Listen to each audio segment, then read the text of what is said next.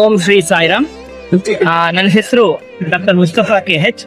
ನಾನು ಭಾಷೆ ಮತ್ತು ಸಾಹಿತ್ಯ ವಿಭಾಗ, Sathya Sai institute of higher learning deem to be university, Puttaparthi, ಇಲ್ಲಿಯ ನಂದಿಗಿರಿ ಕ್ಯಾಂಪಸ್ ನಲ್ಲಿ ಅಧ್ಯಯನ ಮಾಡ್ತಾ ಇದ್ದೀನಿ. ಆ ಅಧ್ಯಯನದ ಜೊತೆಗೆ ಒಂದು ವ್ಯವಸ್ಥಿತವಾದಂತಹ ಶಿಕ್ಷಣ ವ್ಯವಸ್ಥೆ ಒಳಗಡೆ ನಾನು ಸೇರ್ಕೊಂಡಿದ್ದೀನಿ ಅಂತ ನಾನು ಭಾವಿಸ್ತೀನಿ.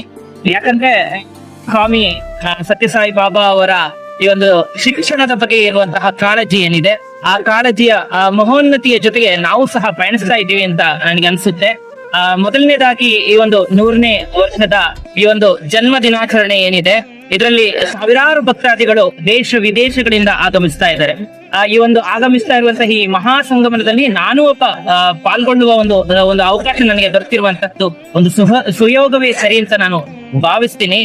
ಮೊದಲನೇದಾಗಿ ಸತ್ಯಸಾಯಿ ಬಾಬಾ ಅವರ ಚಿಂತನೆ, ಅವರು ಸೇವೆಯನ್ನ ಹೆಚ್ಚೆಚ್ಚು ಪ್ರಸನ್ನ ಮಾಡಿದ್ರು, ಶಿಕ್ಷಣ ವ್ಯವಸ್ಥೆಯನ್ನ ಸಮತೋಲನಗೊಳಿಸಲಿಕ್ಕೆ ಪ್ರಯತ್ನ ಪಟ್ಟರು. ಆ ನಿಟ್ಟಿನಲ್ಲಿ ನಾನು ಅದರ ಭಾಗವಾಗಿರೋದಕ್ಕೆ ನಾನು ಧನ್ಯವಾದಗಳನ್ನ ಸಮರ್ಪಿಸ್ತಾ ಇದ್ದೀನಿ. ನಾನು ಮೊದಲ ಬಾರಿಗೆ ಇಲ್ಲಿ ಬರ್ತಾ ಇರುವಂತದ್ದು, ನನ್ನ ಅನುಭವ ಏನು ಅಂತ ಹೇಳಿದ್ರೆ, ಇಲ್ಲಿ ನೋಡ್ತಾ ಇದ್ದೀನಿ ಜಾತಿ, ಧರ್ಮ, ಮತ, ಭೇದಗಳನ್ನ ಮೀರಿ ಜನ ಬರ್ತಾ ಇದ್ದಾರೆ. ಯಾಕೆಂತ ಹೇಳಿದ್ರೆ ಸಾಯಿಬಾಬಾ ಅವರ ಚಿಂತನೆಗಳು ಅಂತದ್ದು, ಅವರು ಹೇಳಿದಂತಹ ಒಂದು ಪ್ರೀತಿ ಅನ್ನುವಂತಹ ಒಂದು ಮಹೋನ್ನತಿ ಏನಿದೆ, ಅದು ನಮ್ಗೆ ಮುಖ್ಯ ಆಗುತ್ತೆ. ಇಲ್ಲಿ ಧರ್ಮ ಮುಖ್ಯ ಅಲ್ಲ, ಜಾತಿ ಮುಖ್ಯ ಅಲ್ಲ, ಎಲ್ರೂ ಒಂದೇ ಅನ್ನುವಂತಹ ಒಂದು ಸಮತೆಯ ಆಶಯ ಏನಿದೆ ಇಲ್ಲಿ ಸಾಕಾರ ಕೊಡ್ತಾ ಇದೆ. ಎಲ್ರೂ ಸಹ ಪ್ರಸಾದವನ್ನ ಸ್ವೀಕರಿಸ್ತಾ ಇರುವಂತಹ ಒಂದು ಸ್ಥಳ ಇದು. ಈ ಸ್ಥಳದಲ್ಲಿ ಎಲ್ರಿಗೂ ಒಂದು ಪ್ರಸಾದ ವಿತರಣೆ ಆಗ್ತಾ ಇರುವಂತಹದನ್ನ ನಾವು ಗಮನಿಸ್ಲಿಕ್ಕೆ ಸಾಧ್ಯ ಆಗ್ತಾ ಇದೆ. ಅದು ಮಾತ್ರ ಅಲ್ಲ, ನಾನು ದಿನಂಪ್ರತಿ ಸತ್ಯಸಾಯಿ ಬಾಬಾ ಅವರು ತಿಳಿಸಿರುವಂತೆ ಸುಪ್ರಭಾತದ ಜೊತೆಗೆ ನನ್ನನ್ನು ನಾನು ತೊಡಗಿಸ್ಕೊಳ್ತಾ ಇದ್ದೀನಿ.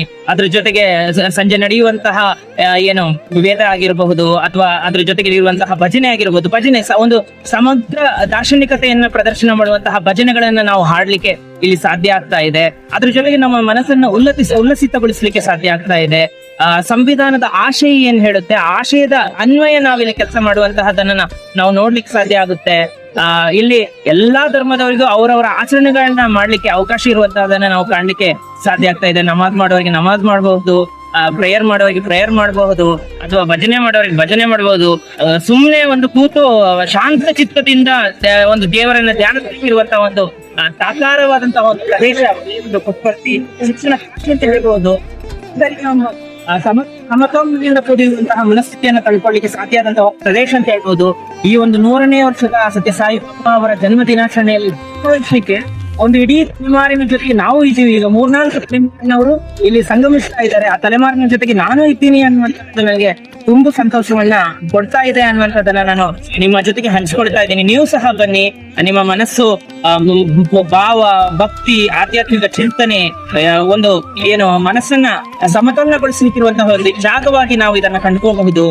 ಇಲ್ಲಿ ಒಂದು ಸ್ವರ್ಗವೇ ಧರೆಗೆ ಇಳಿದು ಬಂದಂತಹ ಒಂದು ವ್ಯವಸ್ಥೆ ಇದೆ ಅನ್ನುವಂಥದ್ದು. ಎಲ್ಲ ವ್ಯವಸ್ಥೆಗಳನ್ನು ಸಹ ಸಮಗ್ರವಾಗಿ ಇಲ್ಲಿ ಅಚ್ಚುಕಟ್ಟಾಗಿ ನಿರ್ವಹಿಸ್ತಾ ಇರುವಂತಹದ್ದು, ಸೇವೆಯನ್ನು ಮಾಡ್ತಾ ಇದ್ದಾರೆ. ವಿದ್ಯಾರ್ಥಿಗಳೆಲ್ಲರೂ ಉತ್ಸಾಹದಿಂದ ಬರ್ತಾ ಇದ್ದಾರೆ. ಉತ್ಸಾಹದಿಂದ ಬಂದು ಬಡಿಸೋದಾಗಿರ್ಬಹುದು, ಅಥವಾ ಒಂದು ಆಹಾರವನ್ನು ತಂದು ಇದು ಮಾಡುವಂತದ್ದು, ತಯಾರಿ ಮಾಡುವಂತದ್ದು, ತಯಾರಿಕಾ ಘಟಕಗಳು ದೊಡ್ಡ ಮಟ್ಟದಲ್ಲಿ ಕಾರ್ಯನಿರ್ವಹಿಸ್ತಾ ಇರುವಂತಹದನ್ನ ನಾವು ನೋಡ್ಲಿಕ್ಕೆ ಸಾಧ್ಯ ಆಗ್ತಾ ಇದೆ.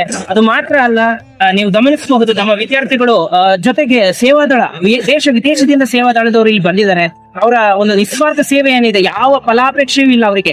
ಅವ್ರಿಗೆ ಏನಿದ್ರು ಸಾಯಿಬಾಬಾ ಅವರ ಪಾದಾರವಿಂದಗಳಿಂದ ದೊರಕುವಂತಹ ಒಂದು ಆ ಭಕ್ತಿಯ ಅಥವಾ ಆಧ್ಯಾತ್ಮಿಕತೆಯ ನವಿರೇನಿದೆ, ಅದು ಮುಖ್ಯ ಆಗ್ತದೆ ಹೊರತು ಬೇರೇನು ಅಲ್ಲ ಅನ್ನುವಂಥದ್ದು. ಈ ನಿಟ್ಟಿನಲ್ಲಿ ನಾವೆಲ್ಲರೂ ಸಹ ಇವತ್ತು ಭಾಗವಹಿಸ್ತಾ ಇದ್ದೀವಿ, ಇದರ ಭಾಗವಾಗ್ತಾ ಇದ್ದೀವಿ. ಈ ನೆಲೆಯಲ್ಲಿ ನಾನು ನಿಮಗೂ ಸಹ ನೀವು ಬನ್ನಿ, ನಿಮ್ಮ ಮನಸ್ಥಿತಿಗಳನ್ನ, ಜಾತಿ ಧರ್ಮಗಳನ್ನು ಬಿಟ್ಟು ಒಂದು ಸಮತೋಲನದ ಭಾರತವನ್ನ, ಸಮತೋಲನದ ವಿಶ್ವವನ್ನ, ಒಂದು ಸಮಷ್ಟಿಯ ವಿಶ್ವವನ್ನ ಕಟ್ಟೋಣ ಅಂತ ಹೇಳ್ತಾ ನನ್ನ ಮಾತನ್ನು ಮುಗಿಸ್ತಾ ಇದ್ದೀನಿ. ನಮಸ್ಕಾರ. ಓಂ ಶ್ರೀ ಸಾಯಿರಾಮ್. ಧನ್ಯವಾದಗಳು.